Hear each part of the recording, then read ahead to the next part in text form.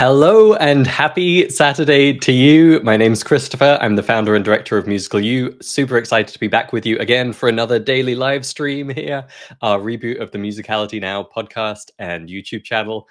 We've got a new episode of Coach's Corner today with 4 really fascinating insights to share with you, things that you can pick up and run with in your own musical life. And in case you missed any of our episodes this week, it's been a jam-packed week again. We kicked off with a Dave Smith interview, a really phenomenal drummer, Dave Smith, who has a great expertise in helping you connect with the pulse and get a better sense of rhythm. Mini interview with him on Monday, and then we shared an excerpt from his masterclass at Musical U, which got us all clapping and stepping and speaking rhythms, which was cool. Final reminder, Dave has a workshop coming up next week, which I would highly recommend checking out. I'll put the link in the comments now and make sure it's in the show notes with this episode. If you haven't already, go take a look. It's going to be a really in-depth workshop all about rhythmic connection and rhythmic expressiveness and all that good stuff. And he set up a special discount code just for you at Musical U, so definitely well worth a look. Then we had a slightly funny episode about a zombie cowbell. If you didn't see that one, it was a lot of fun and with some some substance to it too. And then I gave a little peek into the forthcoming Musicality book. If you check out musicalitybook.com, you can register your early interest and get sneak peeks as we gear up to release that in the near future. And I shared a bit of our expression framework, how to play more expressively. So do check out that episode if you've ever wondered what makes the difference between a dry robotic performance and one that really moves the audience. Then I had the pleasure of meeting with Stuart Hilton, our community conductor, yesterday for our next Meet the Team interview, and we shared a bit about his own musical journey, as well as the work he does at Musical U.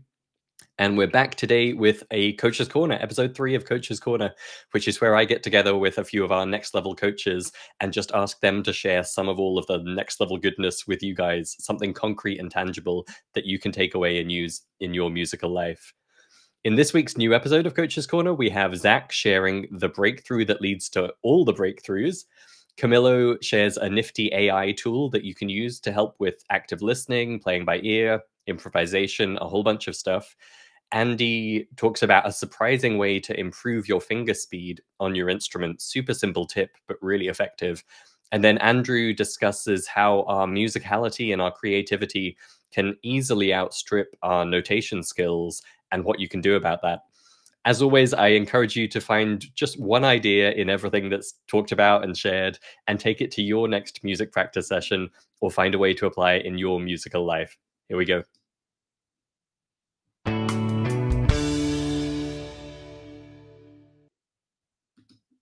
Hey, and welcome to Coach's Corner, where I get to hang out with our next level coaches to get their insights and breakthrough ideas from recent coaching, things that could help you in your musical life, as well as providing a little peek into all the good stuff that's going on every week inside Next Level Coaching. Today, I'm joined by our head coach, Andrew Bishko, as well as coaches Zach Bailey, Camilo Suarez, and Andy Portas. Zach, why don't you get us started this week? What's been going on in coaching lately? Hey, Christopher. Yeah, coaching has been going awesome. One of my clients recently had this breakthrough that is so cool. And I'm seeing it as the breakthrough that leads to all the breakthroughs.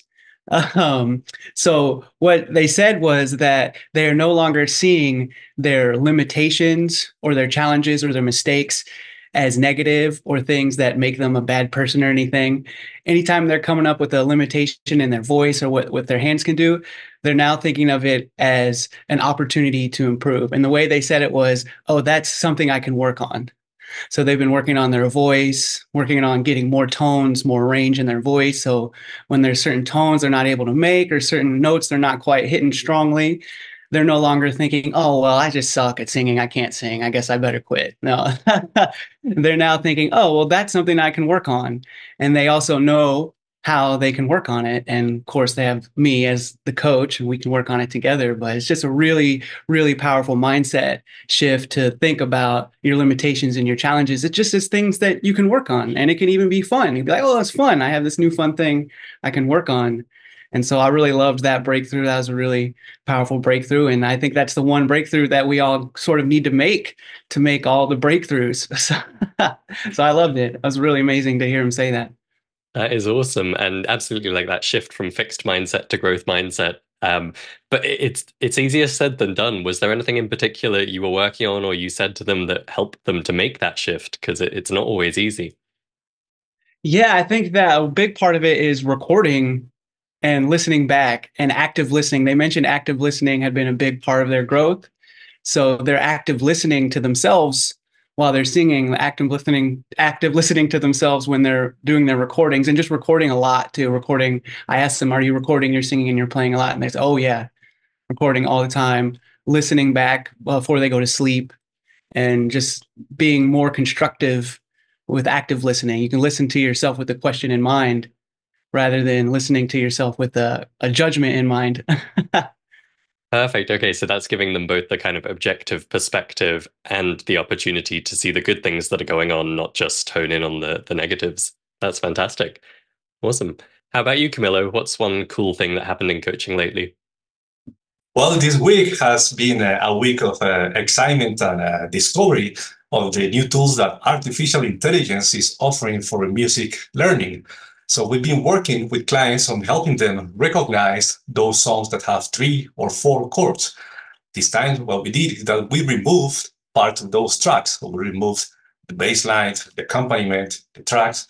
And I was amazed by how clients, by starting to hum counter melodies to the main melody, were starting to pick up the harmonic framework. So that created excitement, motivation, because they are working directly with the musicians that they love and with the music that they feel passionate about. Tremendous. That's awesome. Which tool was it you were using for that?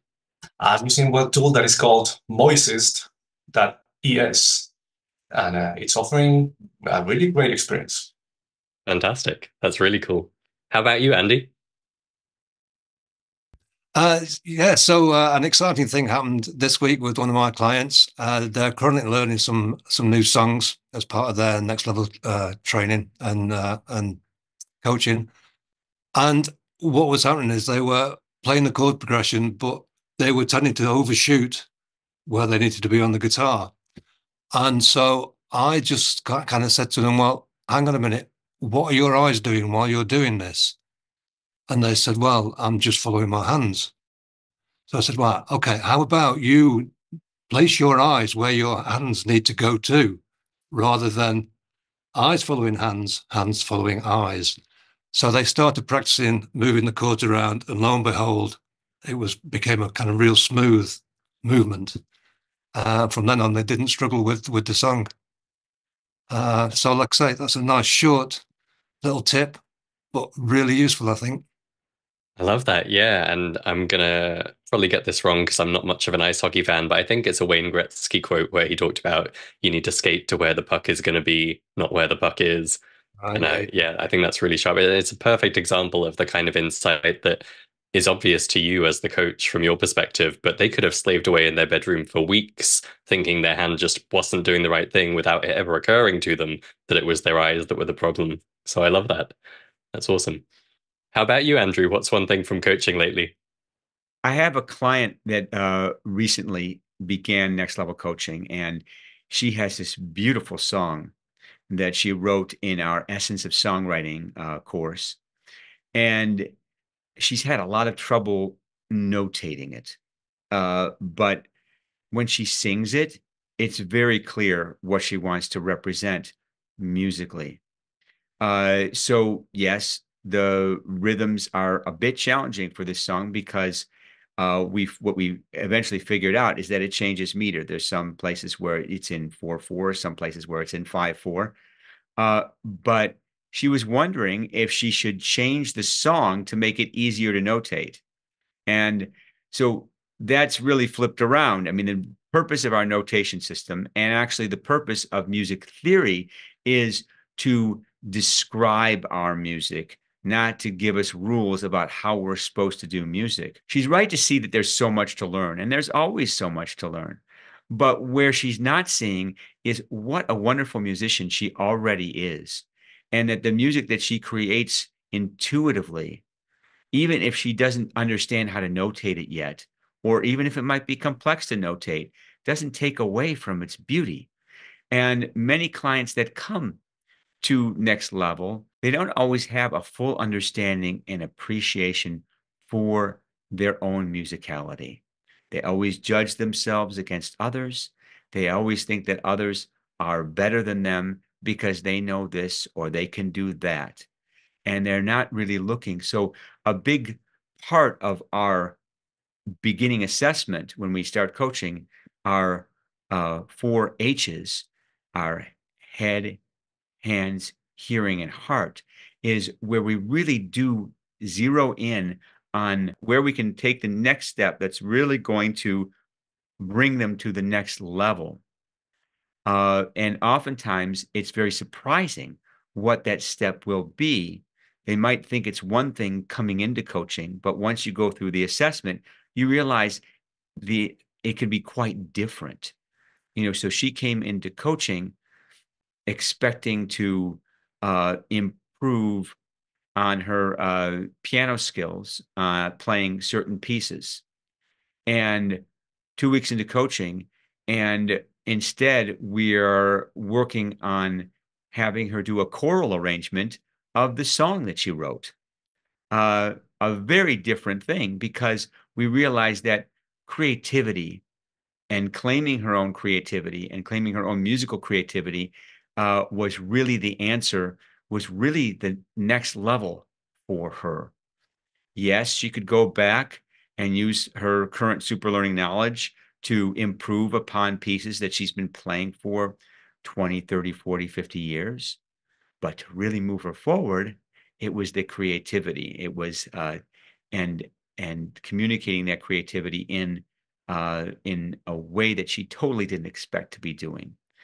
So that's one of the joys of Next Level, is to figure out what is deep inside, what is the next step to the next level, and to be open and willing to go places that you didn't expect to go, that you didn't expect to blossom, and to explore those new places. Awesome. Fantastic. Well, thank you all guys from the Next Level Coaching team for joining me for this week's Coach's Corner. It's been a blast as always, and I will see you next time.